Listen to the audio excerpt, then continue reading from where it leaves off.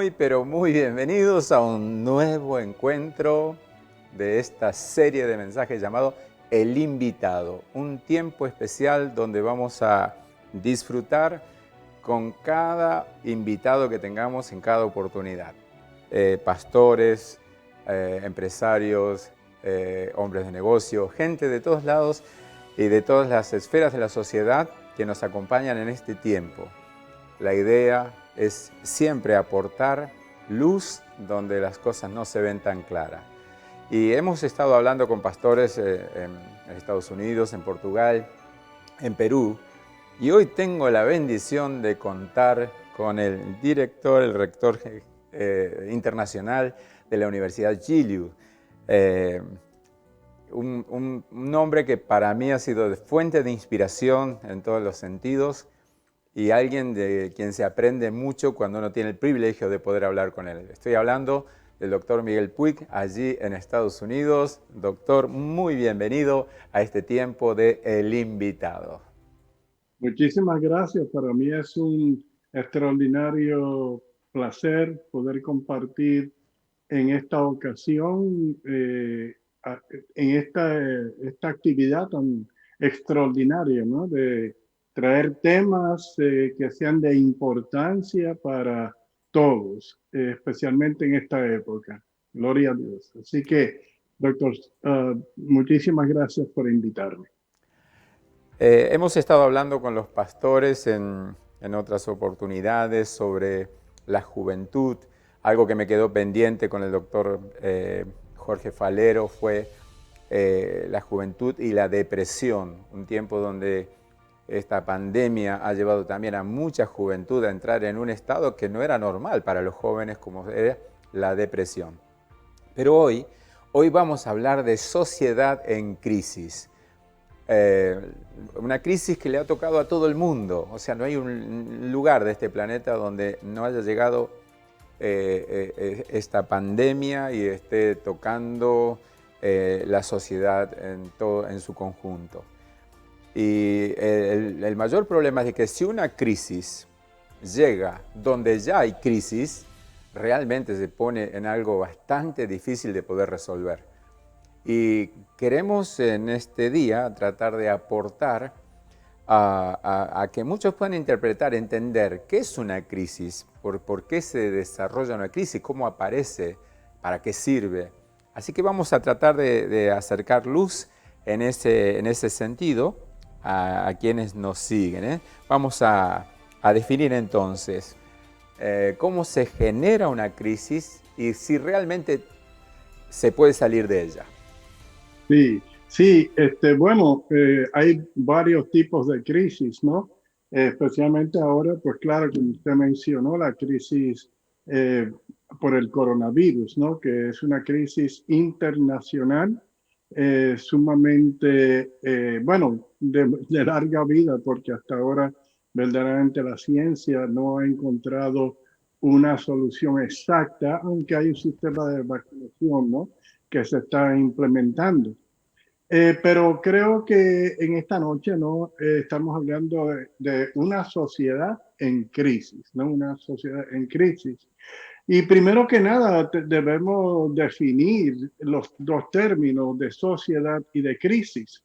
El término sociedad describe el conjunto de personas que se relacionan entre sí de acuerdo con unas reglas establecidas y que comparten una misma cultura en un tiempo y un espacio determinado.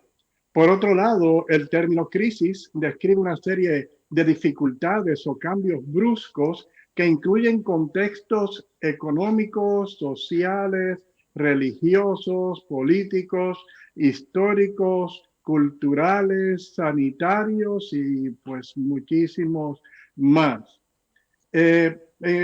Como estaba mencionando usted al principio, la crisis esta del COVID-19 ha causado otros tipos de crisis, ¿no? Otros tipos de crisis. Usted estaba mencionando en la juventud, cuando estuvo hablando el otro doctor, ¿no? Que mencionó sobre ese tema en particular de la juventud, ¿no?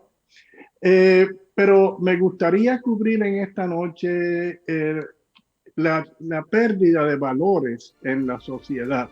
La pérdida de valores, por ejemplo, ¿qué promueve la pérdida de valores en la sociedad? Y eso está en crisis.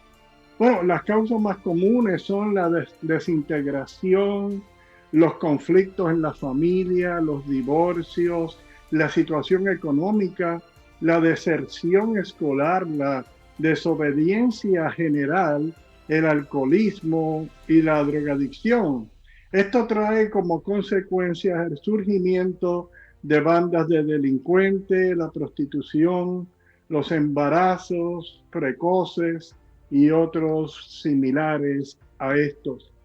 Ahora, ¿cuáles son los valores que deben prevalecer en la sociedad? Bueno, la libertad, la honestidad, la responsabilidad, la igualdad, la disciplina, la puntualidad, la lealtad, la humildad, el respeto, la tolerancia, el diálogo, la solidaridad, la justicia, la equidad, la fidelidad, la prudencia, la perseverancia y la integridad. Esos son los valores que deben prevalecer en la sociedad y nosotros sabemos, especialmente en estos últimos tiempos, ¿no?, cómo todo esto ha venido deteriorándose. Hay causas que provocan, ¿no?, las crisis en el mundo actual. O sea, ¿qué provoca verdaderamente las crisis? Bueno, entre otras cosas, la libertad, la honestidad, son cosas que deben prevalecer en la sociedad, ¿no? Que las cosas que deben prevalecer para que no entremos en crisis, ¿no? Como estaba diciendo, la libertad, la honestidad, la responsabilidad, la igualdad, la disciplina, la puntualidad, la lealtad, la humildad, el respeto, la tolerancia, el diálogo, la solidaridad, la justicia y todo este tipo de cosas, ¿no? Que es lo que, pues, son los valores que deben prevalecer en la sociedad. Todos nosotros, especialmente nosotros los ministros, ¿no?, estamos trabajando constantemente con este tipo de cosas. ¿Para qué? Para que no se pierdan los valores. Para que no se pierdan los valores, nuestras predicaciones, enseñanzas, etcétera, están bien destinadas, ¿no?, a poder fortalecer los valores en la sociedad, ¿no? Ahora, ¿cuáles son las causas de las crisis de valores del mundo actual? Porque este mundo actual y verdaderamente los tiempos que estamos viviendo no se parecen en nada a los tiempos anteriores. Sabemos que ha habido crisis a través de la historia, ¿no? Ha habido crisis en muchos tiempos, en muchos lugares, algunas de ellas de alta intensidad, otras de menos intensidad. Pero una cosa sí hemos visto, y es que el hombre siempre ha sobrevivido a las crisis, ¿ves? Siempre ha sobrevivido a las crisis. Y aún como usted estaba diciendo ahorita, una crisis que llegue a un lugar ya en crisis, pues eso dificulta, ¿no?, la restauración total. Como dije, ¿cuáles son esas causas de la crisis de valores en el mundo actual? Bueno, la problemática que ha originado esta crisis de valores, porque hay una crisis de valores. Tiene su origen en la infancia, ya que en esta etapa se forjan muchos de los valores que dirigen la vida de una persona. Es en esa primera etapa de la vida, ¿no? Es por eso que es muy importante, por ejemplo, que los niños reciban en los primeros años una buena formación integral. Hay algo muy interesante cuando los niños, por ejemplo, en el hogar, porque hay tres fuentes de información para la persona, ¿no?, para el ser humano. Primero, la primera fuente de información, como dije, es el hogar, ¿verdad?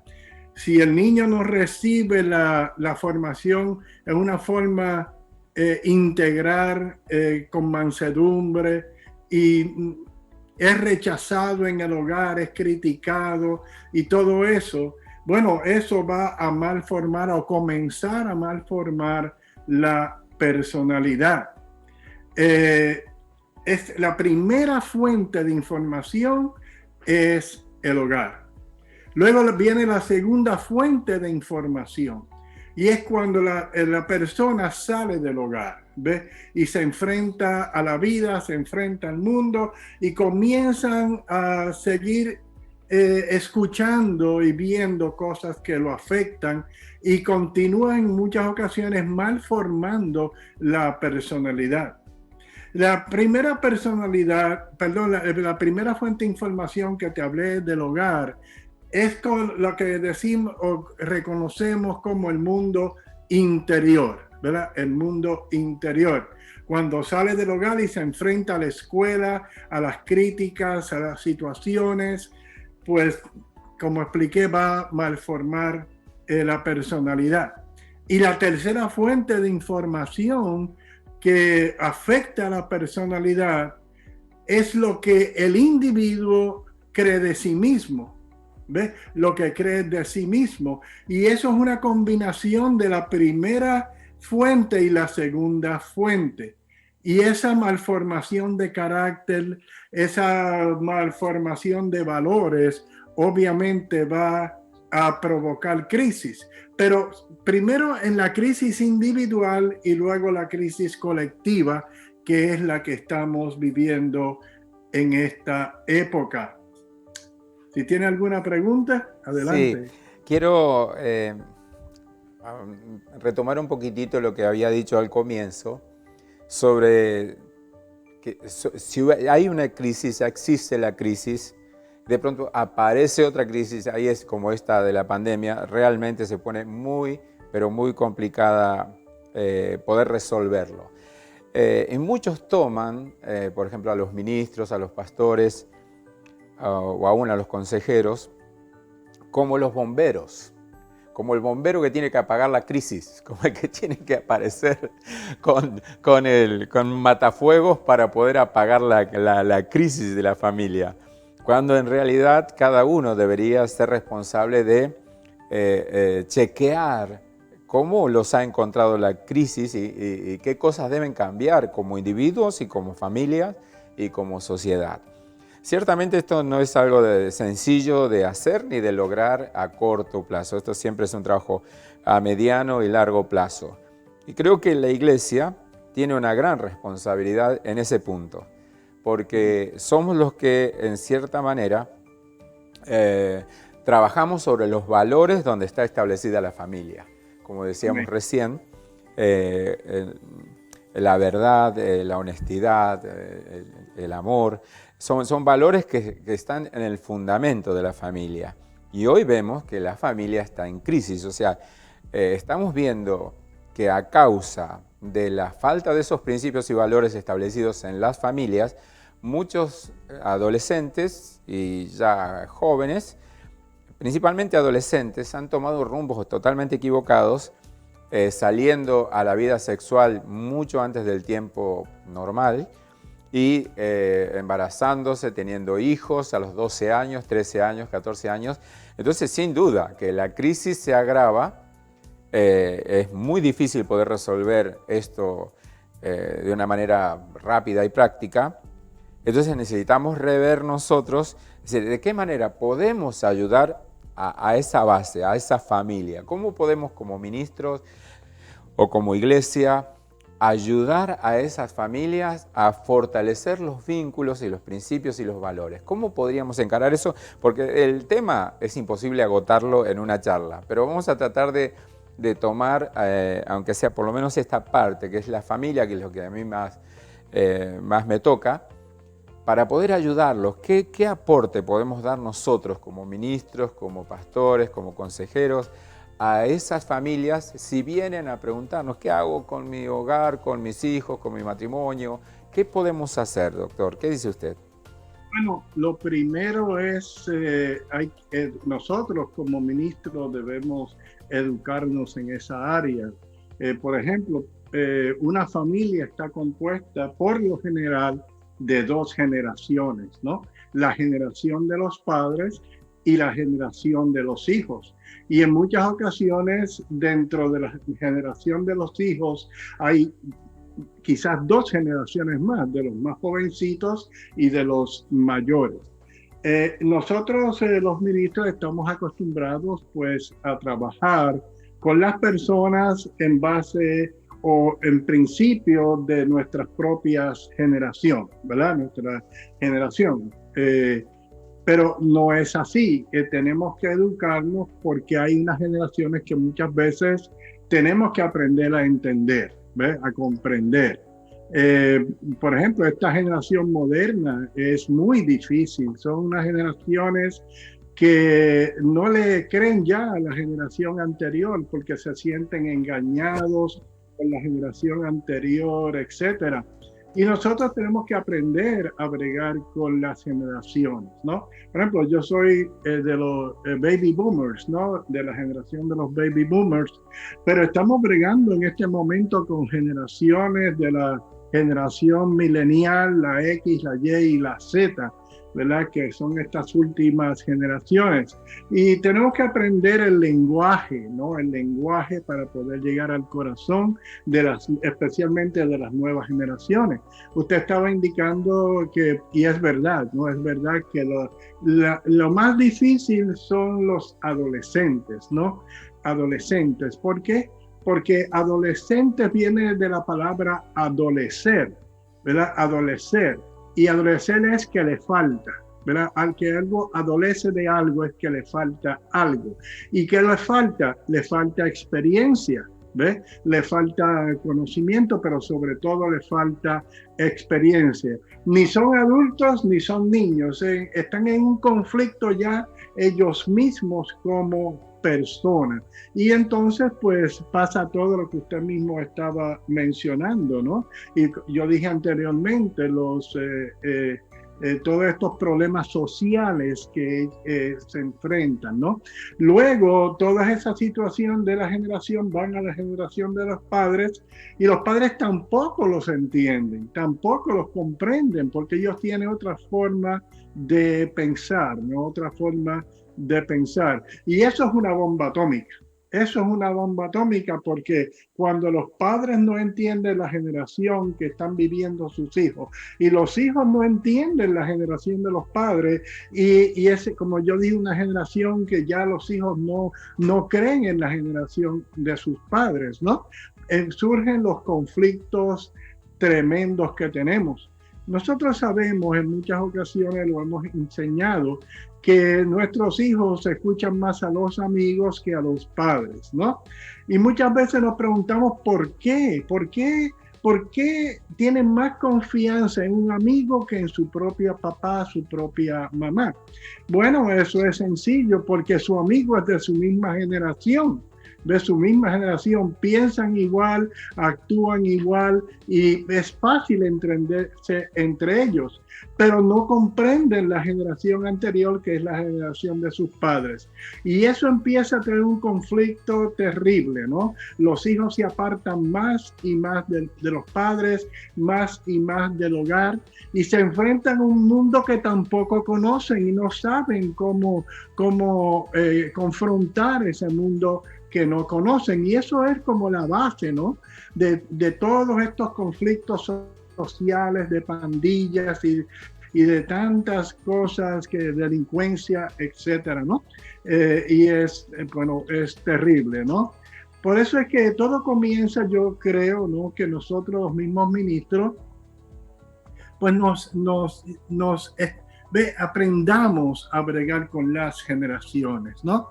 Por ejemplo, yo recuerdo, y yo tengo 73 años, yo soy como de la vieja guardia, ¿no?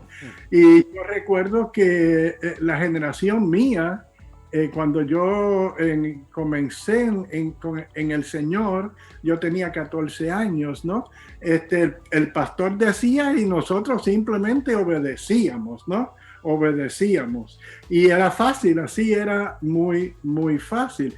Pero esta generación hoy en día no obedece, ¿ve? Hay una desobediencia por la desconfianza creada en ellos a causa de las otras generaciones previos a ellos, ¿no?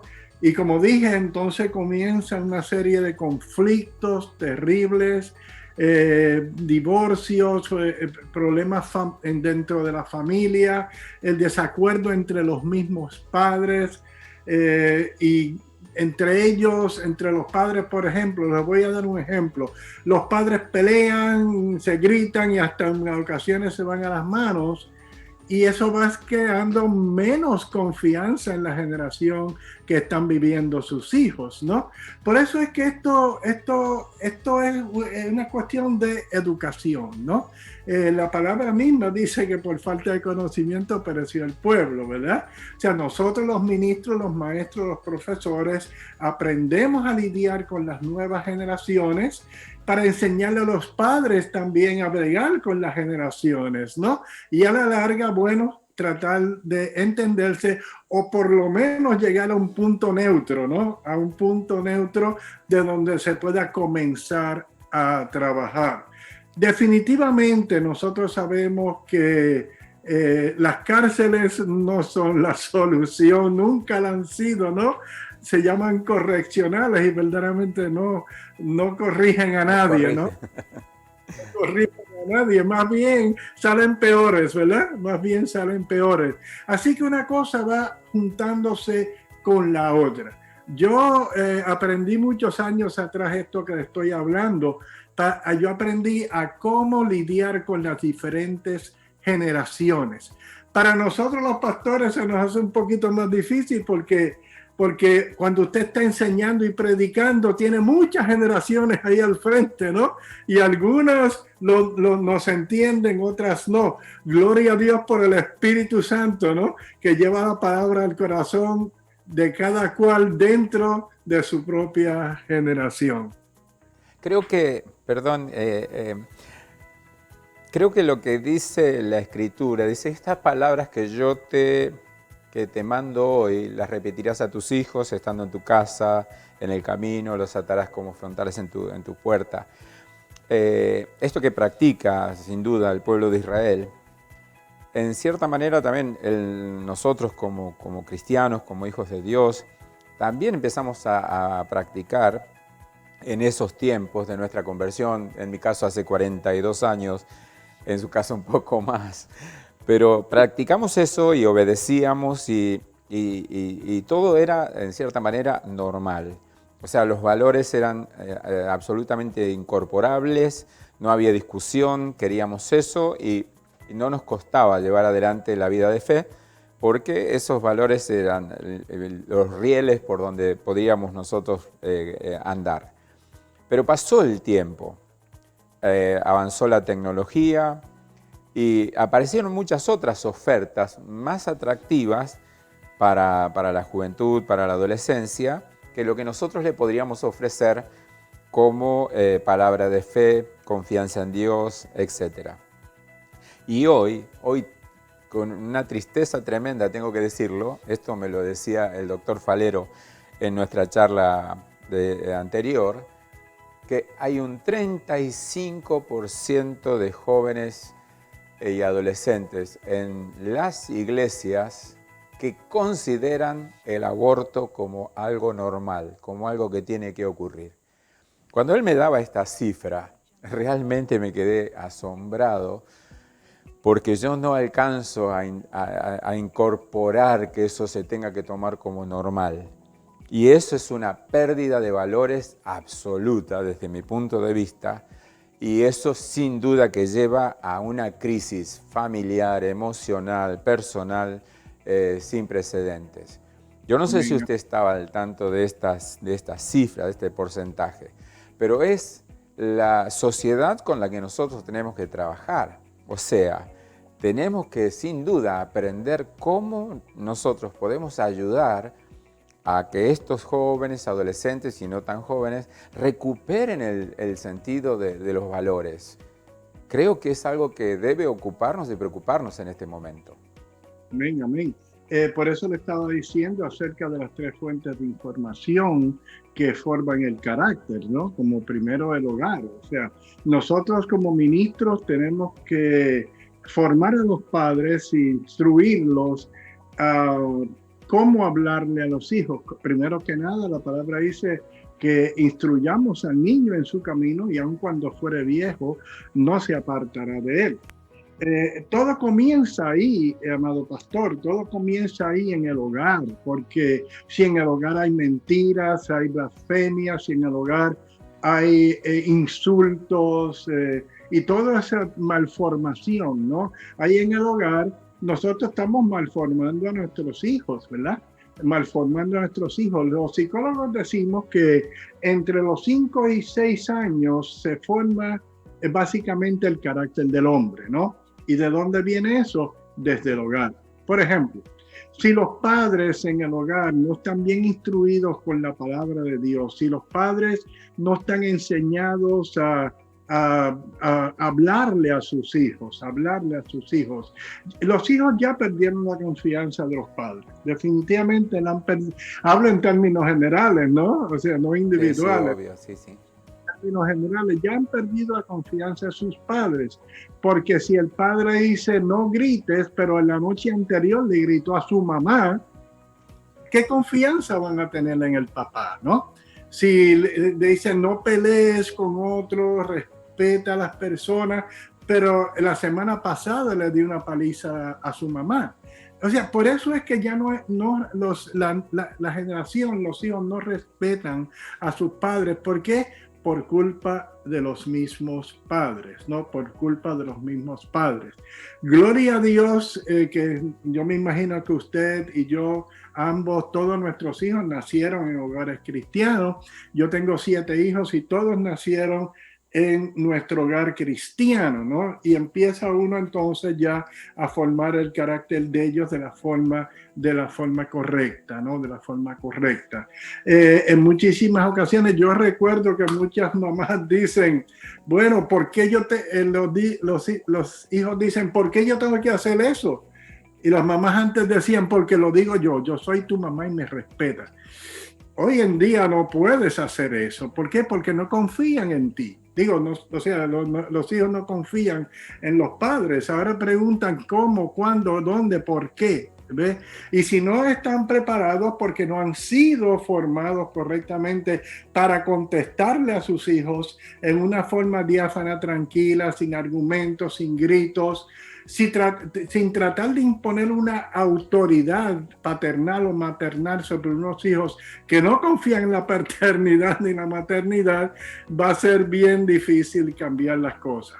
Yo sé que esto, como usted mencionó al principio, las crisis, especialmente este tipo de crisis, porque hay muchos tipos de crisis diferentes, no se cambian de la noche a la mañana, ¿no? No se cambian, porque lo que ha tomado siglos rompiéndose no se corrige. No se corrige en una semana ni en un mes, ¿no? Nosotros hemos sido víctimas de nosotros mismos, ¿no? Y nuestros hijos son víctimas de nosotros. Imagínese, pastor, cómo va a ser los hijos de ellos. ¡Wow! Terrible. Una anarquía total. Una anarquía total. Pero todo comienza en el hogar, pastor, comienza en esa primera formación.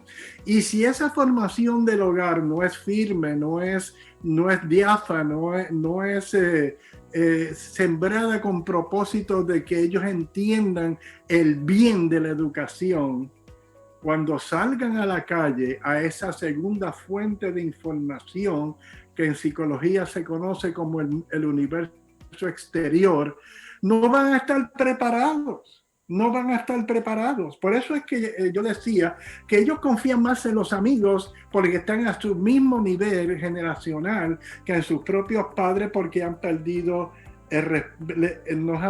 sea, ya no nos respetan, no confían en nosotros, dudan todo lo que le decimos porque hemos pues cometido muchísimos errores.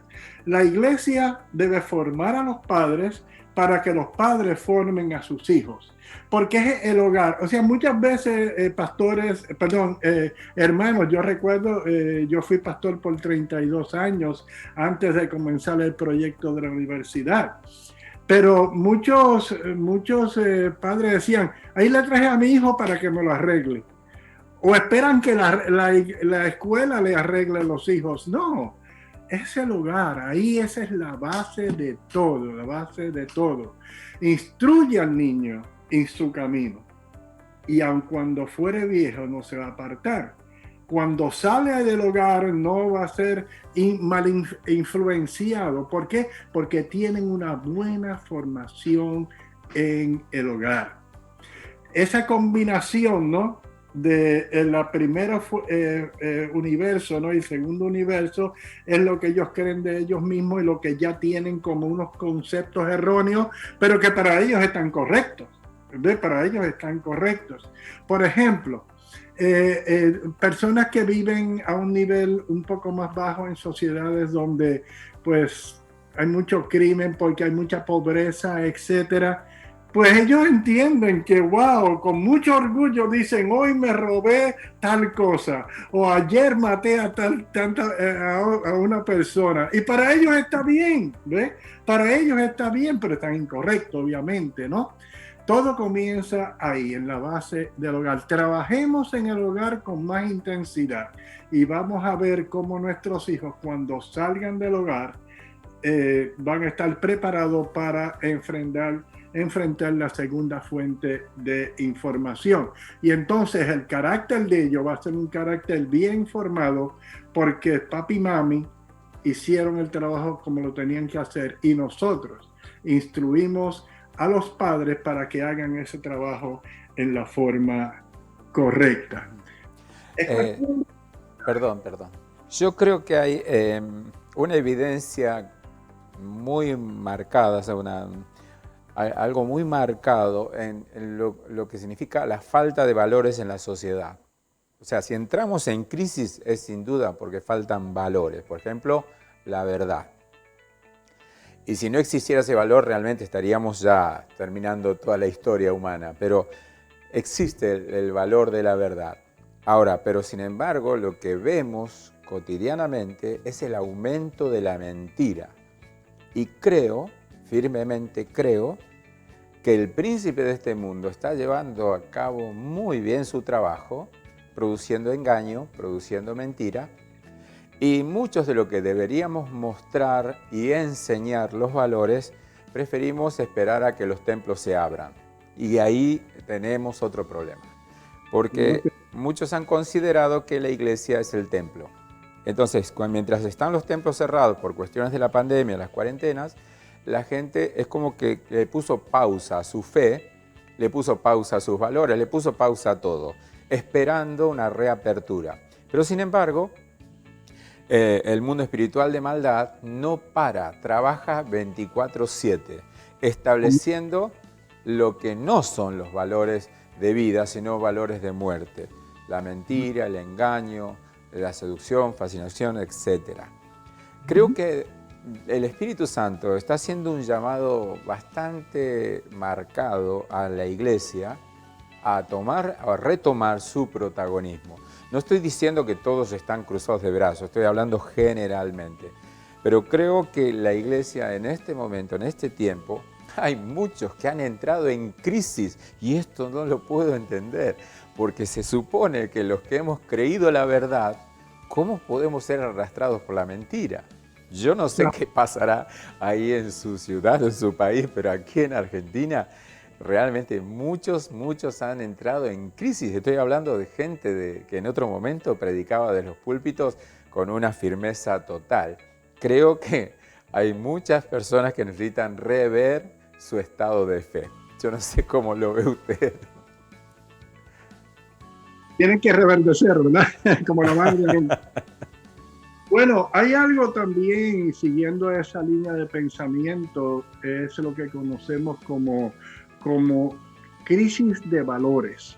Crisis de valores. Estábamos hablando, ¿no? Ahorita, cómo la generación, nuestros hijos, pues están en conflicto con la generación anterior, que son los padres. Y es a consecuencia de lo que se conoce como crisis de valores. La crisis de valores ocurre cuando, por ejemplo, vemos a los cristianos no ponen en práctica los principios bíblicos que se supone que conocen y se comportan contrario a esos principios. ¿Ve? Eso es una crisis de valores, ¿no? Porque una cosa es lo que yo digo y otra cosa, lo que yo pienso y otra cosa es lo que yo digo o hablo, ¿no? Entonces hay una crisis de valores. Tratamos de instruir a nuestros hijos, pero nosotros no hacemos lo mismo que le exigimos a ellos. Y en algunas ocasiones somos hasta peores. Es una crisis de valores, ¿no? Entonces, ¿qué van a creer? ¿No? ¿Qué van a creer? Ahora, por ejemplo, ¿por qué hoy en día se están perdiendo los valores? Eso es bien, bien importante que veamos eso. Por ejemplo, la descomposición y los conflictos familiares, como estábamos indicando anteriormente, los vicios, las crisis económicas e incluso la promiscuidad han hecho mella en la pérdida de valores en esta época, ¿no? de nuestra vida, ¿no? Lo cierto del caso es que cada día que pasa hay menos respeto por los valores. Los valores ya no se tienen en cuenta, porque nuestros padres, por ejemplo, mis padres me enseñaron unos principios, unos valores, ¿no? Y yo me mantuve con esos valores, formaron mi personalidad y como te dije, ya a los 14 años recibí al Señor como Salvador y comencé a entender todos los principios, bueno, la gran mayoría de los principios respaldados por la palabra de Dios, ¿no? Por la palabra de Dios. Y pues eso fue lo mismo que yo le pasé a mis hijos. Y hay una ley espiritual. Bueno, de todos modos, la Biblia es un compendio de leyes espirituales, ¿no? Pero el verso, ese verso tan famoso de Deuteronomio 28:45, ¿no? Que lo conocemos todos, dice, vendrán sobre ti todas estas maldiciones. Yo le pongo entre paréntesis, crisis.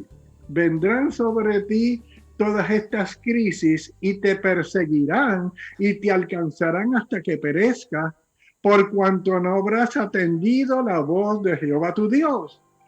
Ahí está, ¿ves? O sea, no atendimos la voz de Jehová nuestro Dios y obviamente las crisis siempre van a prevalecer. Y dice la palabra para guardar sus mandamientos y sus estatutos que Él mandó. ¿Ve? Que Él mandó. Entonces, si los padres no somos obedientes, ¿cómo van a ser obedientes nuestros hijos? ¿No?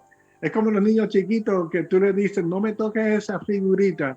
Y ellos dicen, ok, no te lo voy a tocar. Tú das la vuelta y tocan la figurita. ¿Ves? Tocan la figurita.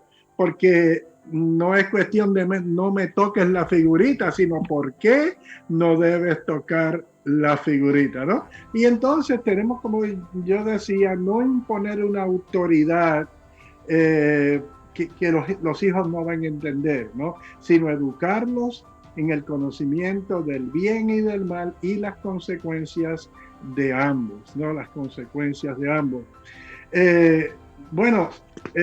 Hay otra cosa, por ejemplo, ¿cómo se puede superar la crisis de valores? Eso es un tema que debemos cubrir un poco si usted está de acuerdo, doctor. Por supuesto que sí. Sí, vamos a hablar sobre eso porque vamos a suponer que yo soy alguien que no pertenezco a la familia de la fe ni practico la fe de la manera que lo hacemos nosotros. Soy un comerciante, soy un empresario, soy un padre de familia, pero estoy realmente en crisis. No sé qué hacer ni para qué lado ir, porque los gobiernos no dan respuesta, no encuentro respuesta por mi cuenta. ¿De qué manera puedo superar esta crisis? ¿Cómo puedo hacer? Bueno, definitivamente los gobiernos no tienen la contestación. las cárceles no tienen la contestación, ¿no? No. Definitivamente esa persona que dice estoy en crisis, no sé qué hacer. Bueno, hay distintas crisis, ¿no? Para esa persona, pero digamos, manteniéndonos en el concepto de familia, ¿no? Bueno, lo primero que, bueno, usted y yo sabemos que lo primero que debe hacer es arrepentirse de su, ¿verdad? Y recibir a Jesús en su corazón, y el Espíritu Santo entra y los dirige, los exhorta, los edifica y los consuela, ¿no? Eso es lo óptimo, ¿no? Eso es lo más importante, ¿no? Lo más importante. Eh, por eso es que nosotros, usted y yo evangelizamos, ¿no? Evangelizamos para que las vidas, ya sea de profesionales como obreros, personas que trabajan en el campo, como quiera que sea, ¿no? Tienen las mismas crisis, ¿no? Las mismas crisis. Pero el Señor verdaderamente es la solución, nosotros lo sabemos, ¿no? De hecho, en el libro de Juan, capítulo 16, el verso 33, dice, estas cosas os he hablado para que en mí tengáis paz. En el mundo tendréis aflicción. Quita la palabra aflicción, ponle crisis. ¿Okay? En el mundo tendréis crisis, pero confiad, yo he vencido la crisis. ¿Ves? Yo he vencido al mundo. Cristo verdaderamente es la solución. Nosotros sabemos eso, lo predicamos, lo vivimos, lo disfrutamos, etcétera, ¿no? Dios verdaderamente nunca niega, ¿no? Que no van a haber crisis, ¿ves? Porque Él dice, en el mundo tendréis aflicción, tendréis crisis, pero confía en mí porque yo he vencido la crisis, ¿no? Entonces, lo primero está esa tremenda confianza en Dios. Arrepentirte para que entonces los viejos valores comiences a reemplazarlos con los nuevos valores. Lo segundo, pues claro, ver las cosas o las circunstancias con objetividad, ¿no? Objetividad. No verlas a través del temor, a través del miedo, a través de emociones afectadas, ¿no?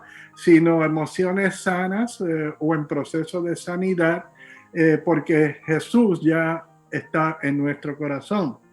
Si nosotros no vemos la circunstancia con objetividad, vamos a tener miedo, ¿ves? Vamos a tener pánico. Si tú la ves con objetividad, no vas a dejar hundirte por las dificultades, ¿verdad? Por eso que la palabra dice que nos esforzamos y seamos valientes, ¿no? Tenemos que ver la vida con objetividad, ¿no? Muchos papás, por ejemplo, cuando los hijos le hablan, pues ellos piensan que me faltó el respeto a mí, a su papá, ¿ve? Pero es porque están heridos, ¿no? El hijo lo hirió. En ese momento no pueden ver las cosas con objetividad, ¿no? Objetividad, porque está herido el papá, ¿cómo va a sanar? ¿Ves? Un herido no sana. Uno sano puede sanar, ¿no? Una persona que tiene rencor o odio en su corazón no va a sembrar amor, va a sembrar exactamente eso, porque de la abundancia del corazón habla la boca. Esos diálogos en el hogar son tan importantes, ¿no? Tan importantes, medir nuestras palabras, saber qué decir, no dejarnos ofender por palabras que vengan, no, llevar cautivo todo pensamiento que trate de entrar a la obediencia a la palabra de Dios, ¿no? Segundo, aprender a vivir sin derroches y no ser ociosos, porque si el padre es un derrochador y en eso también es ocioso, imagínate qué valores de trabajo digno le va a sembrar a su familia. Tercero, pensar más en los deberes que exigir derechos. ¿Ves? Por ejemplo, nosotros, claro, tenemos que mantener una balanza con los hijos, ¿no? Le ponemos ciertos deberes, pero también ellos tienen ciertos derechos. Pero enseñarle a no tanto exigir sus derechos, sino más trabajar en sus deberes, ¿no?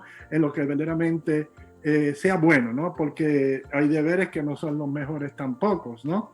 Entonces, actuar con espíritu emprendedor, ¿no? Espíritu emprendedor. Todo lo puedo, todo lo puedo. Bueno, la palabra dice todo lo puedo en Cristo que me fortalece. También tenemos que ser solidarios con los más necesitados o los más débiles, ¿no? Eso también siembra buenos valores en nuestros hijos. Fíjate lo que estamos hablando.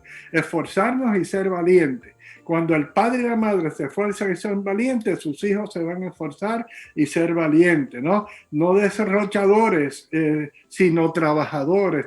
Pensar en los demás, pensar más en los deberes que en los derechos. Ese espíritu emprendedor, ¿no? Que se le siembra a los hijos. Bueno, a David se le fue la mano con Salomón, ¿no? No solamente dijo esfuérzate y sé valiente, le dijo esfuérzate y sé hombre. ¡Wow! O sea, llegó a otro nivel, ¿no? La corrección a su hijo, ¿no?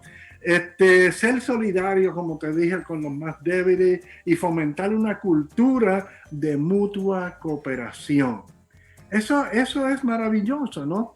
Entonces, como yo estaba diciendo, no tanto corregirlos porque tú eres papá o tú eres mamá. No enseñarles por qué. Ellos quieren saber por qué. Ellos quieren saber cómo. Ellos quieren saber cuándo. Pues vamos a satisfacerlo. Esta generación de hoy necesita escuchar esas cosas. Pero si no está en nosotros, ¿cómo lo vamos a enseñar a nuestra familia más adelante, ¿no? Hay una serie de cosas que nosotros podemos esgrimir, ¿no? Para ir alterando la ausencia de valores, poniendo en nuestro hogar los valores correctos, recuerden, bien importante, esta generación y nuestros hijos quieren saber cómo, dónde, cuándo y por qué. Y eso hay que dárselos a ellos. Claro, si tú no conoces el cómo, dónde, cuándo y por qué, no lo vas a poder enseñar, ¿ves? Entonces, la iglesia es muy buena en esa área, ¿no? Enseñar el cómo, dónde, cuándo y por qué, ¿ves? Enseñar valores, pero no impositivos, sino porque estas son las consecuencias de no tenerlo, ¿eh? O sea, ya tenemos que como que ir cambiando nuestro vocabulario, ¿verdad? Nuestro vocabulario. Y no nos sintamos mal, no. Nosotros tuvimos nuestros conflictos con la generación anterior a nosotros, ¿cierto? ¿No? Tenemos que entenderlo, pero todo está en la educación bíblica correcta que tengan los padres. Hay algo que una de las traducciones de la palabra crisis es oportunidad. Amén. Y yo creo que cuando aparecen las crisis, lo que desaparece de la vida de la gente es reconocer en esa crisis una oportunidad. Normalmente toman las peores decisiones. Hay separación, me voy de casa, abandono el trabajo. O sea, todas las cosas que no se deben hacer se hacen por falta de esa interpretación correcta de lo que es la crisis, ¿no? Que es una oportunidad para nuestro crecimiento y también para poder salir adelante. Y siempre decimos que la solución para toda crisis es Jesús, pero ¿cómo hace la gente para poder interpretar esta verdad? Si la salida de toda la crisis es Jesús, pero ¿cómo hago? ¿Cómo hago? Si yo he visto muchos cristianos que conocen a Jesús, pero están destruidos. ¿Cómo hago? Lo que te dije que entran en conflictos de valores, ¿no? Los conflictos de valores, que aun siendo cristianos, aun leyendo la palabra, pues tienen situaciones personales. Yo tuve, hoy mismo, en este día, yo tuve que bregar con un matrimonio pastoral, que yo dije, pero Dios mío, ¿cómo es esto, no? ¿Cómo es esto? Pero es así, ¿no? Por ejemplo, yo tengo sobre 300 iglesias, ¿no? Pues son sobre 300 familias pastorales, ¿no? Y de vez en cuando me entran en crisis algunos, ¿no? Y tenemos nosotros que venir y no pasar la mano, porque eso no es, ¿no? Educarlos correctamente correctamente, ¿verdad? Que eso es lo importante. Ampliando el tema de lo que usted acaba de mencionar, en el idioma japonés y en el idioma chino no existe la palabra crisis, no existe, no existe. Y ellos la han reemplazado por oportunidad, como usted dice. Por eso es que usted ve que los valores en estas culturas orientales son tan tremendos, tan firmes, ¿no? Tan firmes. Todavía estas culturas orientales bajan la cabeza delante de los papás y todo ese tipo de cosas. Algo bueno tienen que haber estado haciendo. Pero fíjense, veamos la crisis esta del COVID, ¿no? Doctor, ¿cuánto no hemos aprendido? ¿Verdad que sí? ¿Cuánto nos hemos reformado? Nos hemos reformado. Ahora mismo estamos hablando por un sistema que desconocíamos quizás unos años atrás. Por tanto, ¿qué pasó con la crisis del COVID? Nos dio la oportunidad de cosas nuevas, tremendo, ¿no? Totalmente.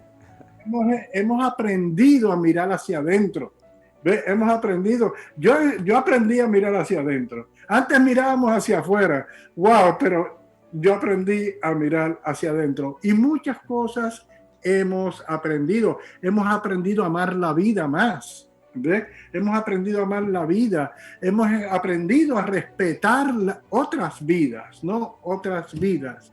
Hemos aprendido en el área social, moral, espiritual. Hemos crecido tremendamente y eso ha sido, no quiero usar esta palabra que suene fea, gracias a la COVID. Y de hecho, a través de la historia, por ejemplo, la primera crisis bíblica fue Adán y Eva, ¿no? Entraron en una crisis tremenda, fueron expulsados. Después vino la crisis del diluvio. Y ahí el hombre estuvo en crisis en la Torre de Babel, otra crisis más. Luego vamos a José en su carácter personal, qué tremenda crisis, ¿no? Y vimos al pueblo de Dios en Egipto en una tremenda crisis. Y luego, bueno, Dios lo saca a través usando a Moisés, ¿no? Pero entran al desierto y entran en crisis de nuevo. Y hemos sobrevivido, doctor, hemos sobrevivido porque Dios está con nosotros. Y Dios está en control de todas las cosas. Y el hombre tiene la habilidad de tener mente camaleónica, ¿no? Mente camaleónica. Que podemos transformar nuestra mente, unos pensamientos suman a otros pensamientos y causan un efecto, ¿no? Y así por generación tras generación hasta el día de hoy. Creo que, como para ir enfilando para concluir nuestros temas, pero es imposible concluirlo. Es decir, vamos a poner una pausa para un próximo encuentro. Creo que la mayor crisis se da por falta de cultura. Sí, claro. Cultura de la honestidad, cultura de la verdad, cultura del trabajo, cultura de la amabilidad, del respeto. O sea, hay un montón de culturas que no se han transferido de generación en generación, porque han aparecido las contraculturas. O sea, la falta de respeto, la vagancia y todo ese tipo de cosas, ¿no? Y yo creo que Dios, al dejarnos su palabra bien establecida, de que es imposible edificar fuera de ella y que el edificio permanezca, creo que nos da, la solución siempre ha estado al alcance de la mano. Siempre, siempre la solución ha estado al alcance de la mano. El tema es que la gente, vuelvo a repetir lo que dije antes, busca soluciones tipo bombero, o sea, apágueme este incendio. Tanto nosotros, los ministros, como otro tipo de personas, ¿no? Y hoy también me ha tocado a mí algo muy similar, no en este caso un matrimonio pastoral, pero sí una persona que venía a reclamar por su cónyuge. Entonces le hice notar a esta persona de que no podemos tomar a Dios como el que me debe solucionar los problemas, sino que tengo que ver a Dios como que me está queriendo enseñar algo a través del problema. Entonces, esta persona, orando y orando a la madrugada, y orando a la tarde, y orando a la noche, sin respuesta. Y le digo, es que no te va a responder, de esa manera no te va a responder, porque Él te está enseñando a través de lo que te pasa, y en vez de aprender, estás pidiéndole a Dios que te lo resuelva. Es como que te dan un problema y que lo resuelva el que te lo dio. Bueno, creo que muchas personas, incluido gente de fe, muchos han visto en los problemas, en vez de ver en los problemas Romanos 8:28. En vez de ver Romanos 8:28, todas las cosas ayudan para bien, parecía que todas las cosas ayudan para mal. Entonces, vamos a dejarle una palabra de inspiración, de ánimo, de esperanza, tanto a los que practican la vida de fe como a aquellos que están aprendiendo hoy que la vida de fe es posible, que no está lejos, si podemos creer. ¿Podemos hacer eso? Sí, amén, amén.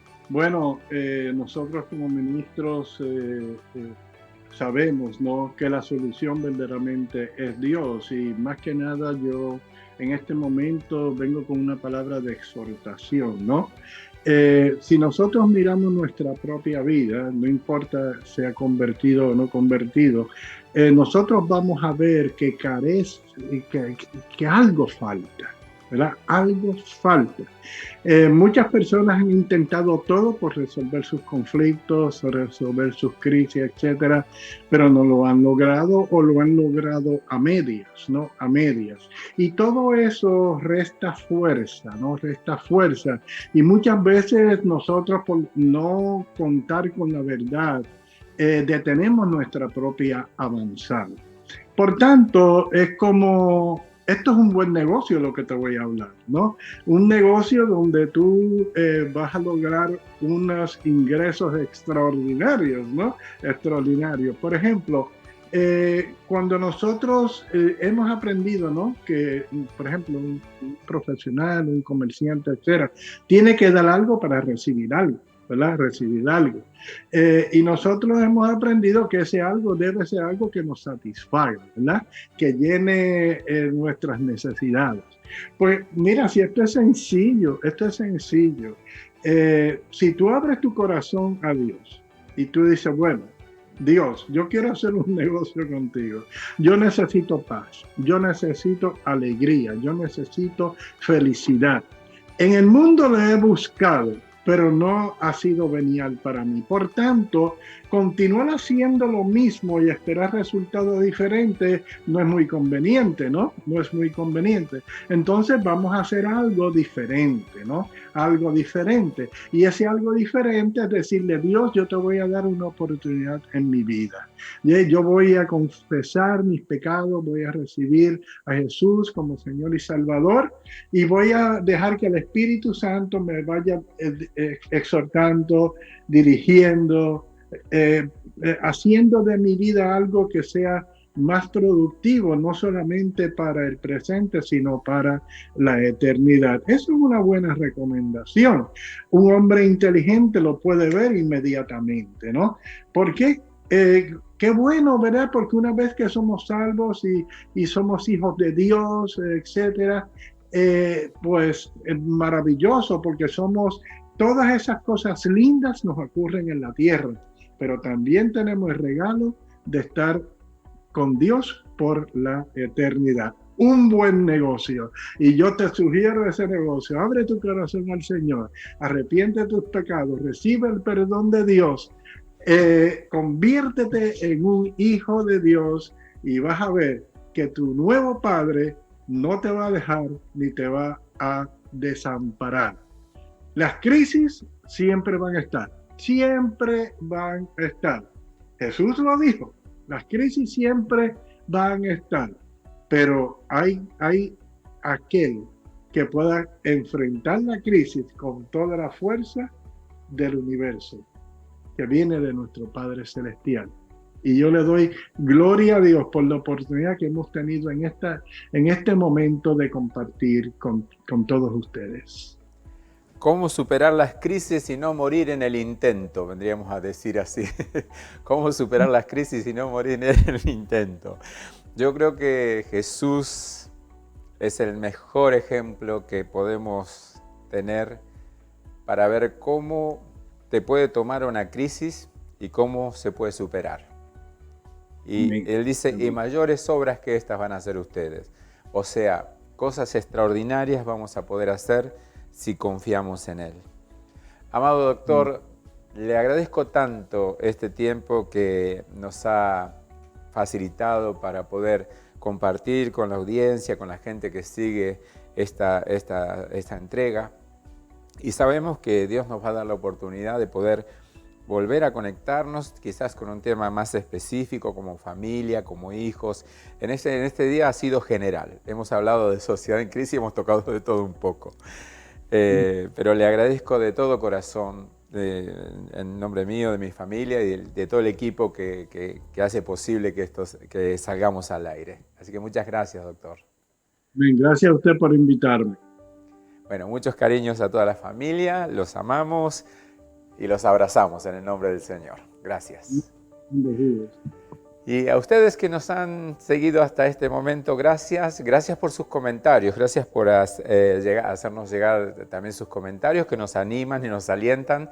Y les animamos también a que nos puedan decir a quién le gustaría que tengamos como invitado. Esto está muy bueno porque sería para nosotros una bendición poder invitar a alguien que a usted le interese que pueda estar sentado en esta mesa. Muchas gracias, nos volvemos a encontrar cuando escuchen que llegó la hora de recibir al invitado.